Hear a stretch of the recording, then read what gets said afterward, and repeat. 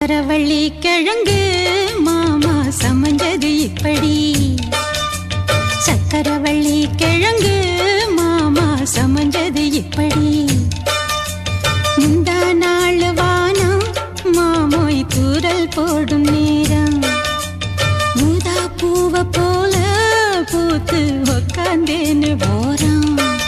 அது எப்படி எப்படி சமைஞ்சது எப்படி?